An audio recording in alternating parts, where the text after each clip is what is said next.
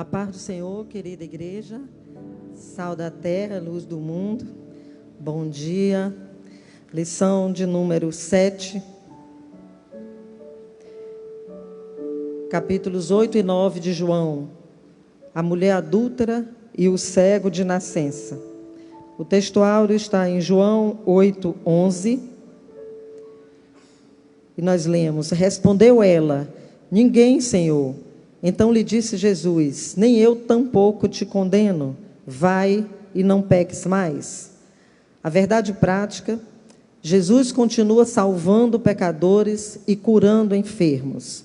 E a leitura bíblica nós vamos fazer responsiva, João 8, de 1 a 11 e 9, de 1 a 12. Eu vou iniciar e os irmãos depois vão intercalando. João 8, 1. Jesus, entretanto, foi para o Monte das Oliveiras.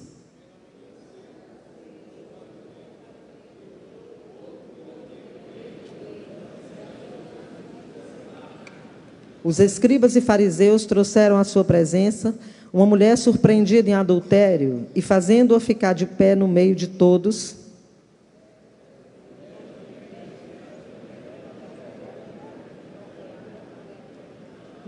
e na lei nos mandou Moisés que tais mulheres sejam apedrejadas. Tu, pois, que dizes?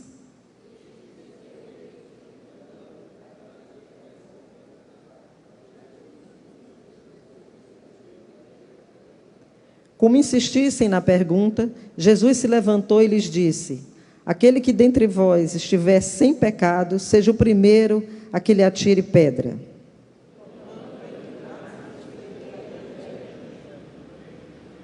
Mas ouvindo eles esta resposta, e acusados pela própria consciência, foram se retirando um por um, a começar pelos mais velhos até aos últimos, ficando só Jesus e a mulher no meio onde estava.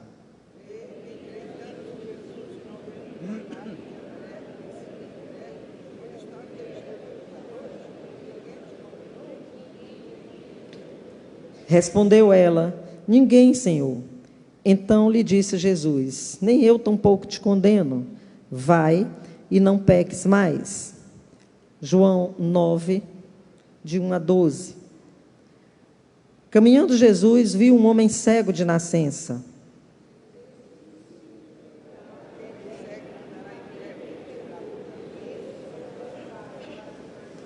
Respondeu Jesus: nem ele pecou, nem seus pais, mas foi para que se manifestem nele as obras de Deus.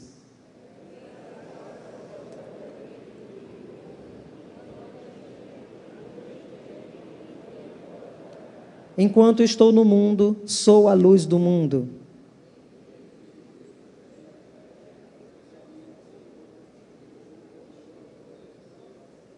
Dizendo-lhe: vai, lava-te no tanque de Siloé, que quer dizer enviado. Ele foi, lavou-se e voltou vendo.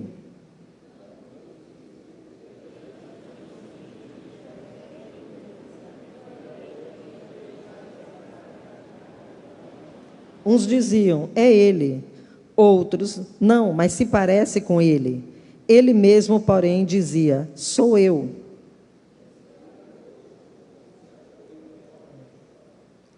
Respondeu ele: o homem chamado Jesus fez lodo, untou-me os olhos e disse-me: vai ao tanque de Siloé e lava-te.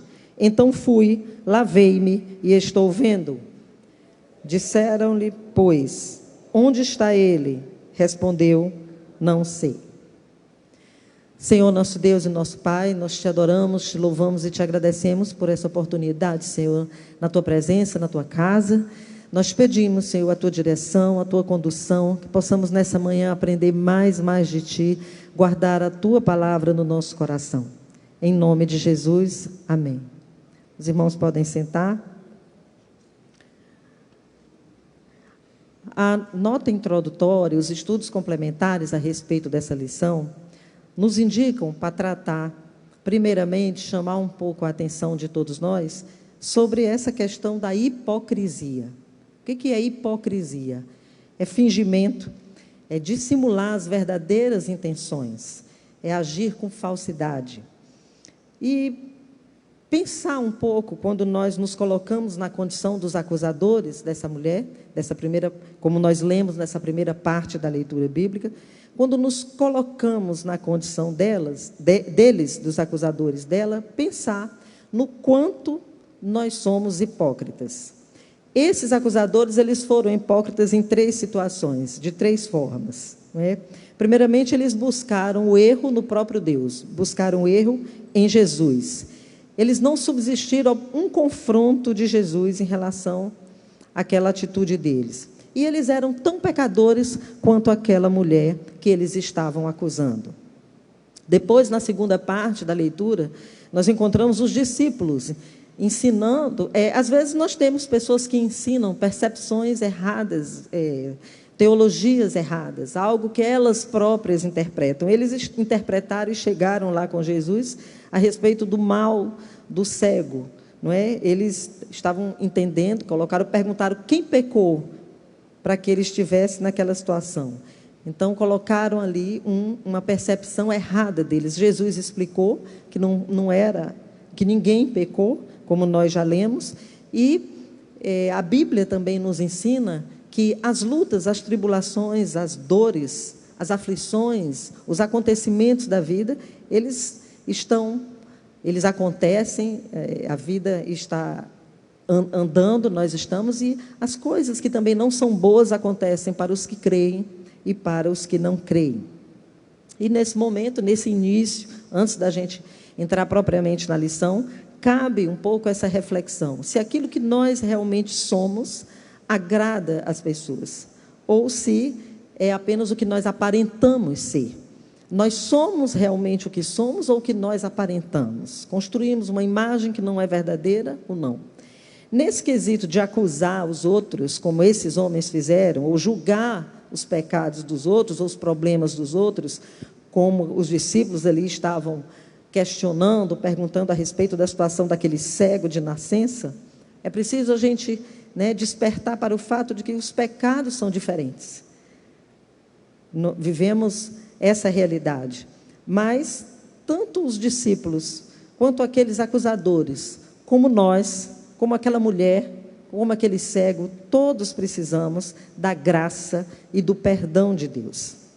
E, se quisermos estudar, aprender um pouco mais sobre pecados diferentes, a gente pode ler em Gálatas 5, num texto 19 a 21, e ali são enumeradas as obras da carne. E ao final ali é dito que quem pratica tais obras não herdará o reino dos céus. E às vezes o foco é apenas num pecado, achamos nós, e aqueles homens estavam focados ali também em acusar aquela mulher que tinha sido apanhada no ato de adultério. Depois que Jesus frustrou os desígnios deles, as intenções dos acusadores, Jesus aqui nessa lição, ele se apresenta como, nesse texto bíblico de João, nesses 2 capítulos, ele se apresenta como a verdade que liberta. E em seguida, depois ele caminha, depois dessa situação lá com a mulher adúltera, e vai se deparar com essa outra situação do cego de nascença. São 2 fatos inéditos, lindos, que estão aqui descritos no Evangelho de João para nós nessa lição e nessa manhã. O perdão para a mulher adúltera, primeiro item. Aqui na lição está escrito assim sobre o adultério. O adultério era considerado um dos mais terríveis pecados na concepção dos judeus. Os rabinos diziam: todo judeu deve morrer antes de cometer idolatria, assassinato e adultério. Sentença de morte era o que aquela mulher tinha naquele momento. Lá em João 8, de 1 a 3, nós já lemos aqui, quando fizemos a leitura bíblica, aquela mulher foi flagrada no ato do seu pecado. Ela não tinha desculpa para aquilo que aconteceu. Não havia como fugir ou negar a prática do ato, aquele envolvimento sexual.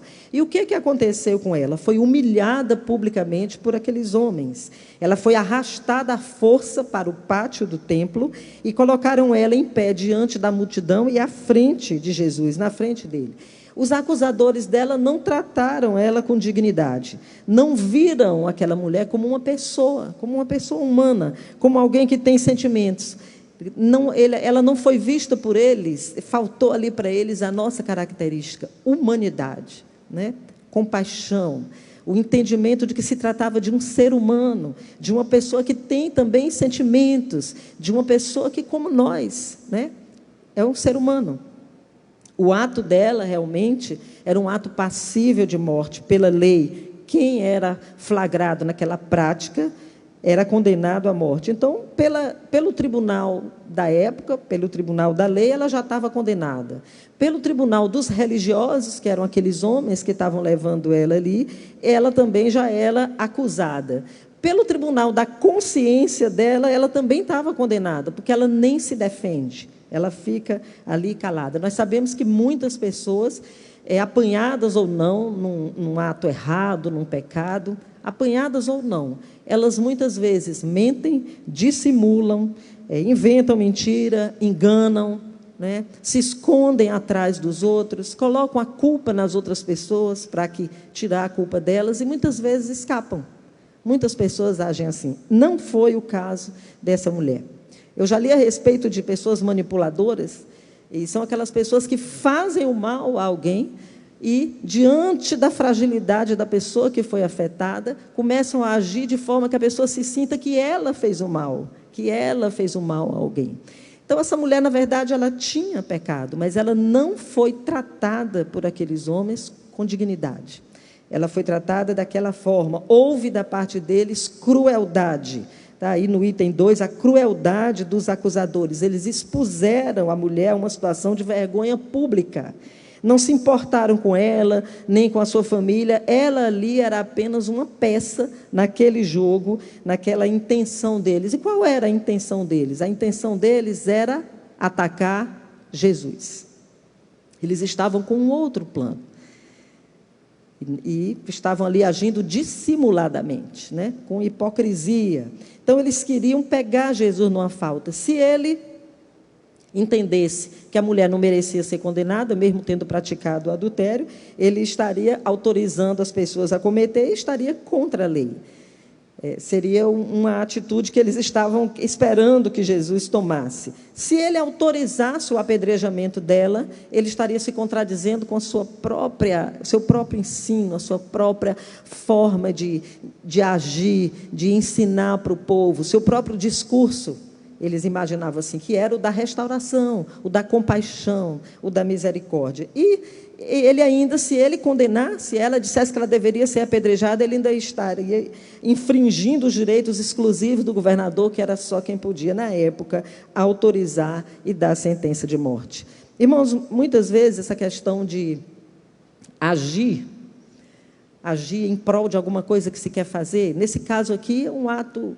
Estava querendo atingir o próprio Deus, atingir Jesus, está muito na cara, muito claro, um ato perverso, né? E eles, então, aquela mulher, ela foi apenas usada. Mas, é como no início, aponta que esse estudo complementar dá lição para nós. Nós temos que nos colocar para a reflexão no lugar desses acusadores.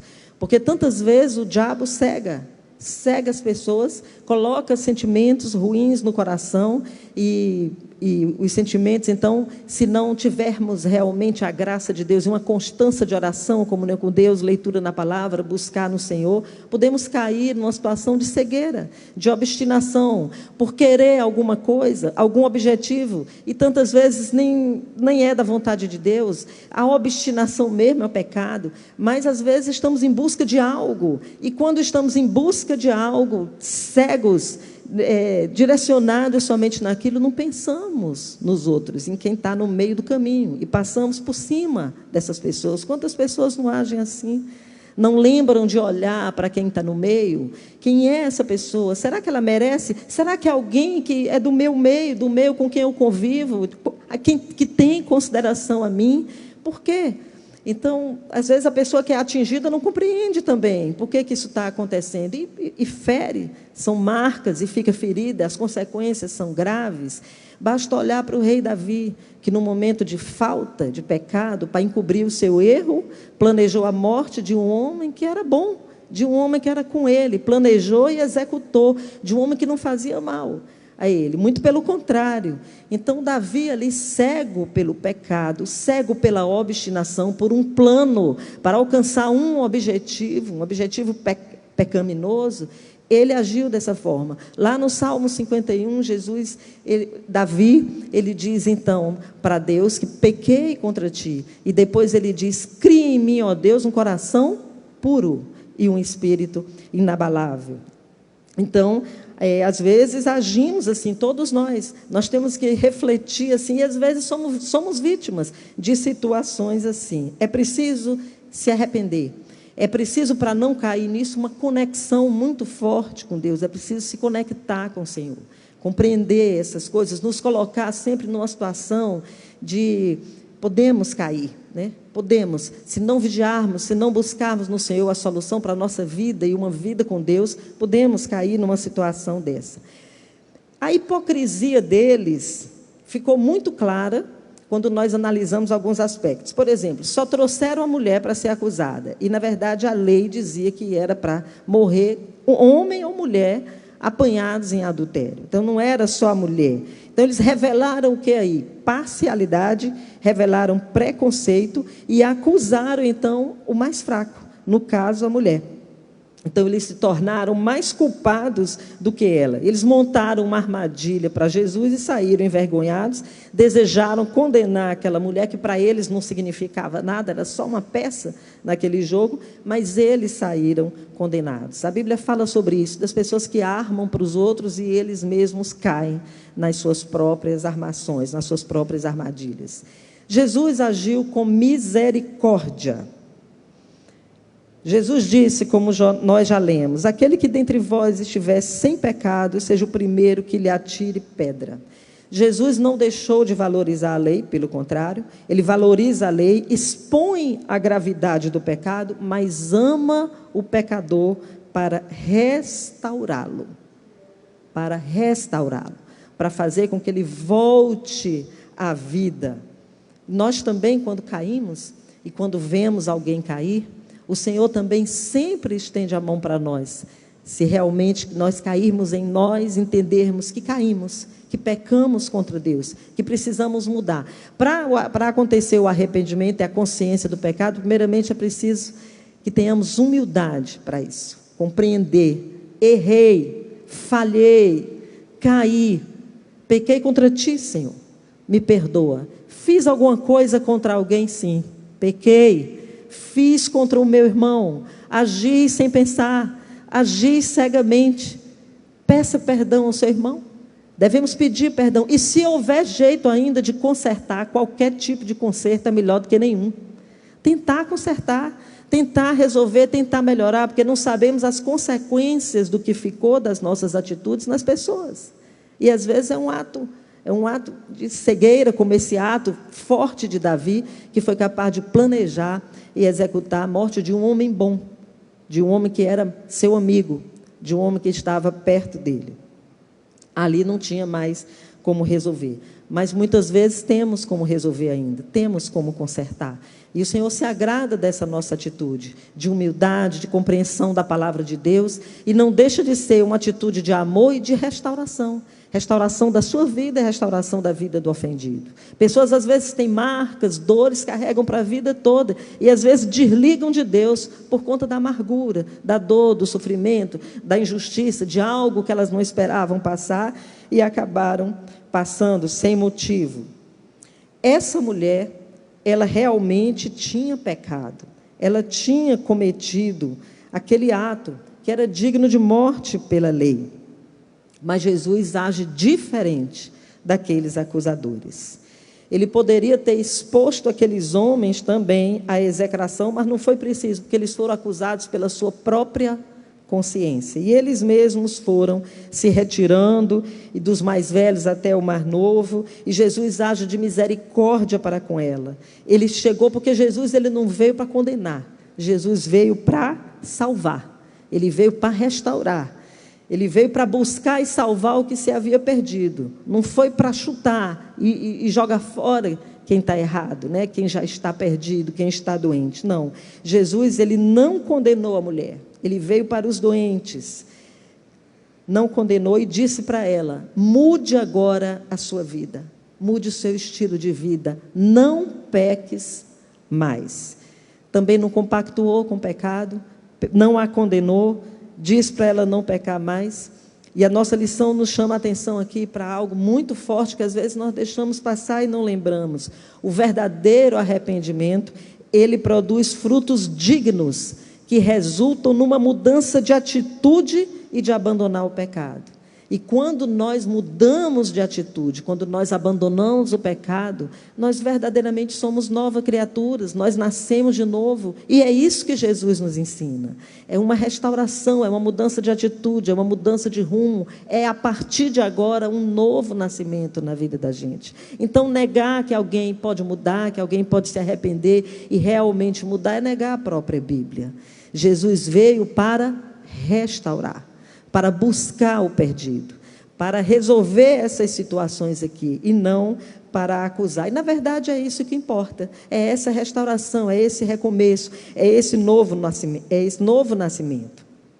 Jesus se apresenta como o libertador dos cativos, a verdade que liberta. E agora a lição nos remete a outro trecho, João 8, de 31 a 47, não fez parte da nossa leitura de hoje. Jesus, ele se apresenta ali nesse texto, João 8, a partir do 31, como a verdade que liberta, e falando ali para os judeus, não é? Os judeus, na sua arrogância, eles entendem que não são escravos, eles entendem que eles são livres porque eles são filhos de Abraão, eles fazem parte da família, o sangue de Abraão corre nas suas veias. Mas Jesus explica que eles espiritualmente não são filhos de Abraão, mas eles eram filhos do diabo, pois eles imitavam o seu pai nas suas obras. Então, fisicamente, sim, eram filhos de Abraão, mas espiritualmente, não. Eles disseram, quando Jesus falou sobre aquilo, que ele era a verdade que liberta, eles disseram: somos descendência de Abraão e jamais fomos escravos de alguém. Como dizes tu, sereis livres? Lá no versículo 33 do capítulo 8. O povo de Israel, ele foi escravizado por 7 nações. Está explicado aí na revista, e naquele momento ali ele estava vivendo sob o domínio de Roma, então ele estava subjugado politicamente, externamente, mas eles, os judeus, não se sentiam em nada como se fossem escravos ou cativos externamente, eles jamais se julgaram escravos interiormente. Jesus refuta essa ideia deles tola, dizendo que eles eram escravos, porque eles eram escravos do pecado, o pecado os dominava. Lá no versículo 34 do capítulo 8. E então, Jesus ali, no versículo 36, diz: se, pois, o Filho vos libertar, verdadeiramente sereis livres. Ele se apresenta aqui, mais uma vez, aos judeus como o Filho de Deus, o único que pode libertá-los da escravidão do pecado. Porque o pecado, realmente, ele produz morte, mas Jesus liberta. O pecado escraviza, Jesus liberta. Produz morte, mas Jesus é a vida. O pecado condena, mas Jesus perdoa. O pecado mata, mas Jesus é a vida eterna. E um discípulo de Jesus, ele não é um crente superficial. Ele é um crente que conhece a palavra de Deus e as suas obras são de acordo com a palavra de Deus. A Bíblia diz, João 8:32, e conhecereis a verdade e a verdade vos libertará. Jesus explicou ali para eles que o importante não é ter o sangue de Abraão nas veias, mas o importante é ter a fé de Abraão, as obras de Abraão, e que se eles realmente fossem como eles estavam dizendo que eram, eles ali não estariam agindo daquela forma, rejeitando a Jesus, maltratando a Jesus, porque quem era de Deus, quem fazia parte realmente, quem faz parte desse povo, conhece o Pai, não rejeita Jesus, mas aceita Jesus. Eles eram filhos de Abraão, mas no sangue, mas espiritualmente, eles eram escravos do pecado, filhos do diabo. E agora, passas para a segunda parte, a segunda leitura que nós fizemos. O cego, a cura do cego de nascença.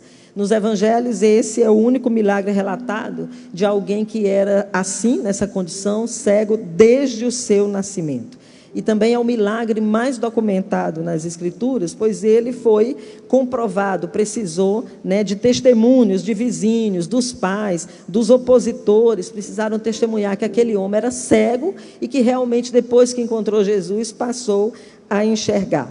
E há aqui uma pergunta perturbadora dos discípulos de Jesus, que perguntaram: mestre, quem pecou, este ou os seus pais, para que nascesse cego? Em vez de buscar uma solução para o problema, de ter misericórdia do cego, eles estavam especulando, perguntando: qual é a razão? Quem foi que pecou? O que foi que ele fez para estar assim? E ao mesmo tempo estavam julgando, né? Como se aquela situação dele fosse por causa de algum pecado, fosse por culpa dele próprio, fosse por culpa dele mesmo. Muitas pessoas são assim, estão assim mais preocupadas em saber das coisas, em estar especulando, perguntando, querendo saber por que aconteceu, por que a cena é essa, mas não estão preocupados em resolver, não estão preocupados em ajudar, em estender a mão, em usar de misericórdia. O cego, meus irmãos, aquele que não enxerga, se não tiver alguém que o enxergue para ajudar, ninguém vai fazer. Se Jesus mesmo não enxergar aquele que não tem condição de enxergar, não tem quem faça.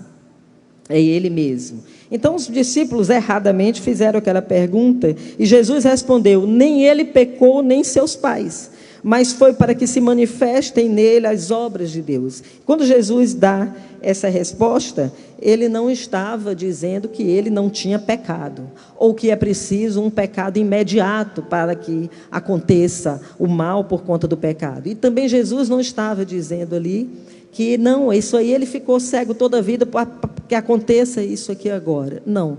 O sentido aqui é o da soberania de Deus, desde o dia que aquela criança nasceu cega, o acompanhamento da vida dela até o dia em que ela foi curada pela graça de Deus, tornou a ter vista e visse a glória de Deus na face de Cristo.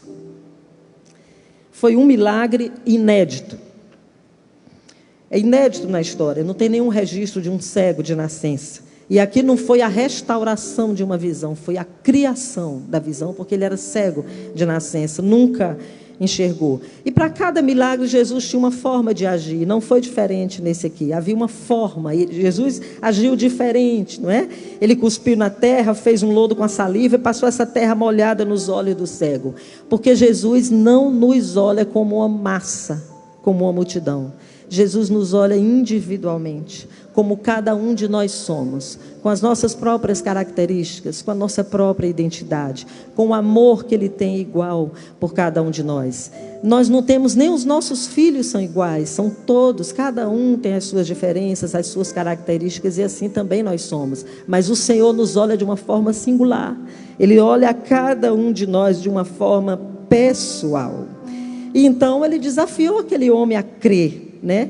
E o homem creu e o milagre aconteceu. Um homem cego é visto, ou ele então permanecerá na escuridão. Jesus viu, Jesus enxergou. O nosso papel, irmãos, é perdoar, não é julgar, não é acusar.